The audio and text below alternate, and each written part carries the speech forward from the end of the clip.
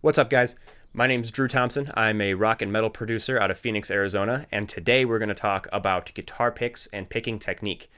So, I want to preface this by saying guitar tone is a combination of many different factors, everything from the cables you're using to the speakers to the guitar amp to the head, all of that. So, what I want to convey is how important the player end of it. If you want to combine the pick, the player, the technique, and even like the posture at which you're playing with, those few things combined are easily half your guitar tone and are probably together more important than the amp and the cabinet you're even using. One way I want to demonstrate this is, have you ever bought an artist's signature model, let's say a John Petrucci Ernie Ball Music Man? You're not going to sound like John Petrucci because you're not John Petrucci. You're not him, you're not using his technique, you're not having his mindset, and you're using a different pick. He's holding it differently. All these different factors. So I guess as a side note, don't fall into the trap of buying an artist's signature model to try to sound like them, because ultimately you're not them. You have to sound like you. And this is the main takeaway from this. So with that out of the way, here's what I'm going to do. I have 5 tracks here. The first one, and I have them color-coded so it's easy to follow. The first one is the boilerplate Guitar Center red pick that you see at a Guitar Center, just the shittiest picks imaginable. I have the green Dunlop .88 pick, Tortex. I have a .88 Jazz 3, which has been my favorite pick for a long time. I've used these for years, up until recently, actually, when I did this shootout, which I'll show you in a second. Next, we have a Teardrop 1.0 Clayton pick. I don't even remember where I got this. This has just been sitting around forever, and it actually sounds pretty good. And then the .60 Jim Dunlop Nylon. And so, before we get into this, what I was using on this is a Kiesel A7X, I believe it's called. Or no, DC7X, I'm sorry. It's an extended scale 7-string. I have this running through JST Tones, Toneforge Menace. And then, as far as picking technique being used, here's what I did. So with guitar picking, a common mistake that is made is on your having your pick parallel to the string and plucking like that. And you get this weird plucky, quacky kind of tone out of it, and it doesn't work. The best way to hold a guitar pick and to pick your strings is actually angling the pick a bit. So it's at an angle, and you do more of a scrape on the strings as you play. Whether this is palm mutes, open chords, single strings, whatever. Having this little angle on your guitar pick is going to vastly improve your tone. Your low end is way more controlled. You're able to stop the strings a lot better. And that scrape that you get is an upper mid-range enhancement to your guitar tone that is ultimately going to make your guitar cut through any mix, whether it's live or in a studio or just even at band practice.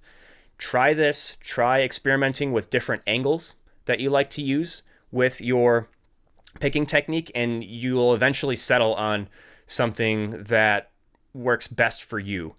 And if you don't believe me and you have some kind of like home recording setup, do a shootout just like I'm doing right here. And with all your gear, really, you should do a shootout with everything down to the guitar pick.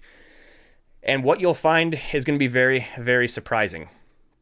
So I'm sure you have a lot of these same picks at home. I'm also sure that you have a whole different mess of them.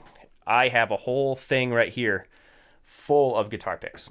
And I didn't use them all for this shootout, but I used the ones that sounded the best before I even started the shootout, if that makes sense. So a lot of these didn't even make it into this, but they exist. So do your own shootouts, do your own research, and find out what works best for you. This is what works best for me. So without further ado, here we go. We're going to shoot these out. And so what I'm listening for, again, is that upper mid-range cut. What I'm listening for is a controlled low end, and just generally how pleasant the tone sounds. So I did 3 different kinds of riffs on this. We did a single string ride,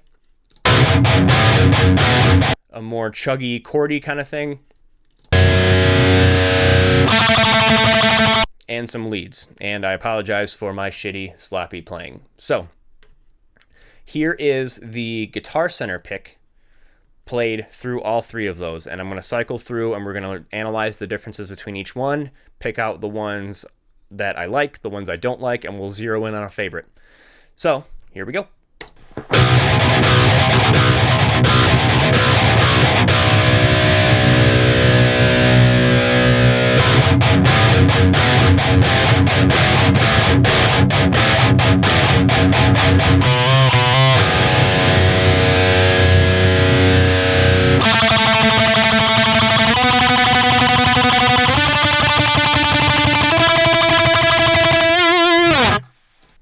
Okay, so I hate that.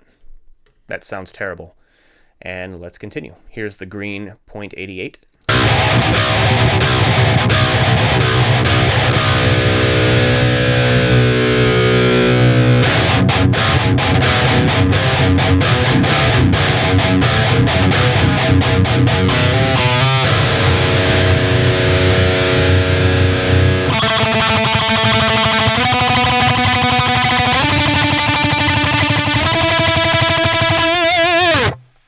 And just as an example, again, of what I'm listening for is that upper mid-range, you can really hear that scrape come through. And when it comes to the Tortex versus the Guitar Center pick, I'm instantly hearing way more consistency in the playing. Obviously, I'm way more comfortable with the green .88 pick than I am with the Guitar Center pick. The Guitar Center pick is a lot thinner. It even sounds a lot tinnier. We'll listen to that again on the chuggy riff.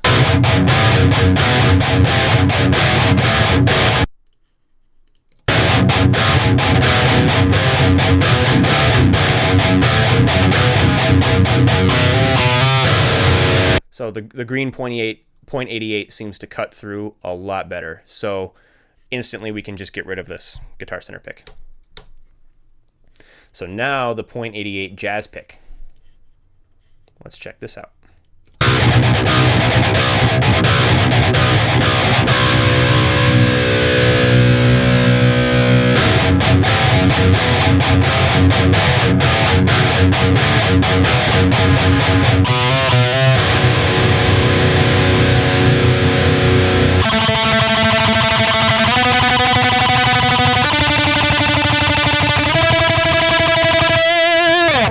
So instantly, the single note stuff, the riff in the beginning and the lead at the end sound way better with the .88 jazz. The jazz has a more pointed tip. It's way more precise and accurate, and it really comes through on the single note stuff. Let's listen again on the green .88 versus the jazz.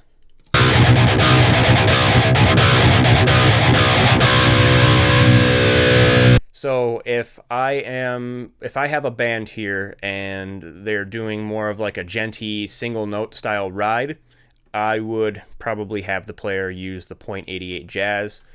And for leads,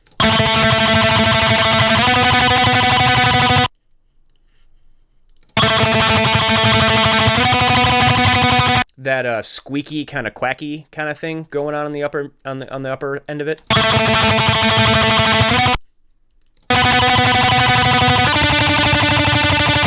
There's a bit less of that on the .88 jazz. Sounds a little bit more pleasing. But then for the chuggy riff,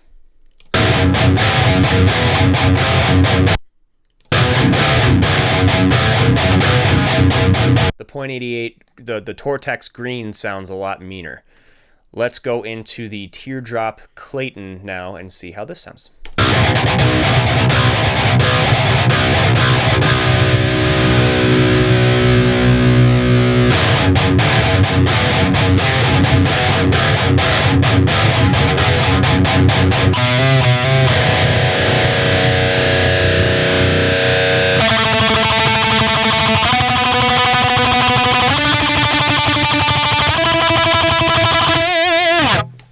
So I like that. It's squeaky though. It sounds really squeaky. Let's listen again.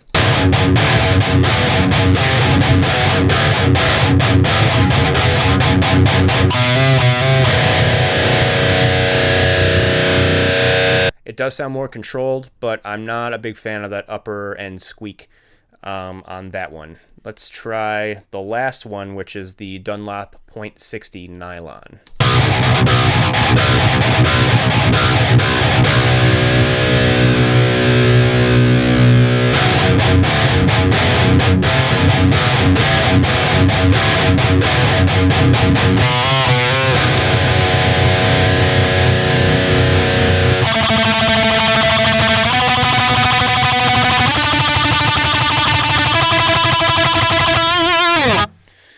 So because of the material on this pick and how thin it is, the attack on it is just dog shit. I mean, I'll be frank here. Yeah, this guitar pick sucks. And so let's compare it versus the green .88 just to demonstrate exactly how lacking that .60 is for this.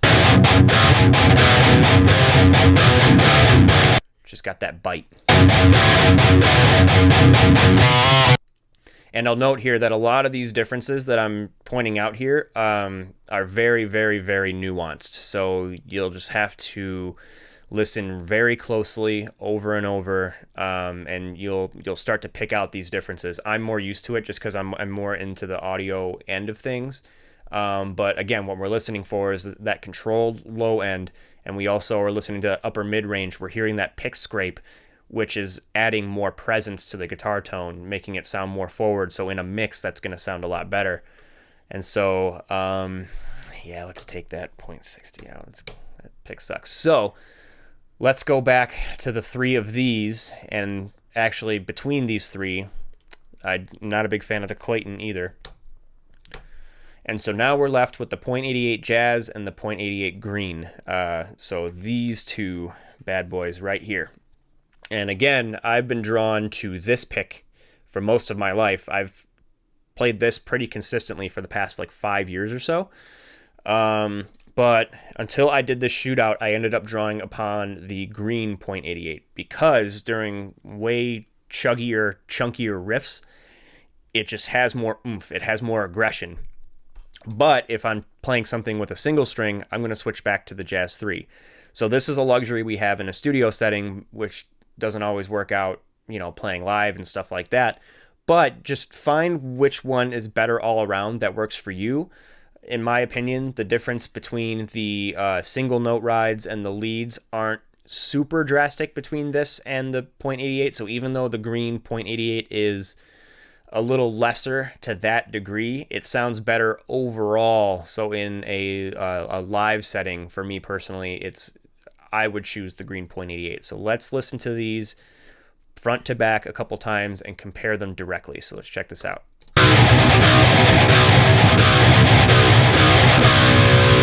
That was both of them together. My mistake.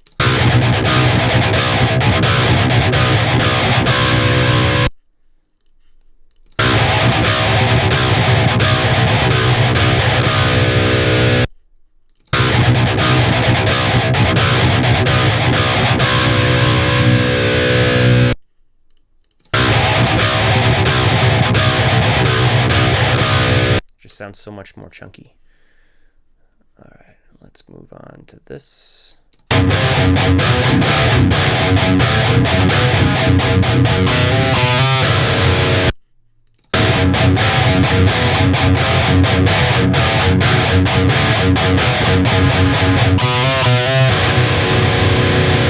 Yeah, it's just so much chunkier.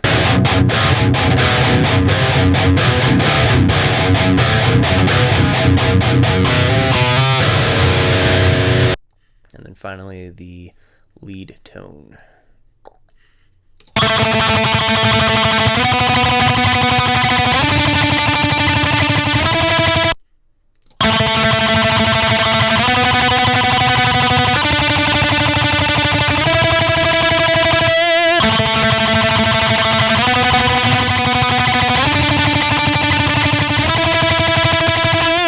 So again, the Jazz 3 performs a bit better on that than the green .88, but it's not such a drastic difference where I'd be tempted to, have two different kinds of picks on stage, and that kind of thing. So I guess in conclusion for all this, what what I want you to take away from this is two things, is that your guitar pick is very important. How you pick is very important. And even though the differences between these picks here weren't super drastic, you have to also understand that every other piece of the tone pie was put into this. And so what the pick makes on its own isn't that big of a difference. But when you're holding the pick, angling it, when you're sitting upright with good posture, all these things really add up. So one experiment I want to encourage you to do, and let me know, send me a message on Facebook, leave it in the comments, whatever you want to do your own shootouts. Just sit down, record something with just how you play, not thinking about it, and then just using the same pick, amp settings and everything else, go in and then angle your pick. Hold the pick a little better, sit up straight. And compare the two. 'Cause the beauty of this modern recording technology as we have is it's so accessible. Pretty much anyone can do it. And if you don't have a recording setup at home, I'm actually working on a video to do that's going to give you recommendations for gear and things like that. So that's coming down the pipe. But either way, just do your own shootouts and see what you like best out of your equipment, because what works for me doesn't necessarily work for you. You might not have a Carvin Bolt with a what kind of pickup is in that thing? The Tone Zone DiMarzio. You might not even use these picks. You probably have a whole different selection at home. So without rambling too much more, that's pretty much all I've got for you guys. Again, do your own shootouts. Let me know how it goes for you. Let me know what your favorite picks are. Let me know what your favorite ones out of these are too. Who knows? Your ears could be your ears are going to be tuned differently to your own preferences. You might have liked something that I ended up taking out, eliminated in the shootout. So yeah, without rambling too much more, guys, thank you very much for listening. Like, subscribe, share, and let me know how your own experiences go.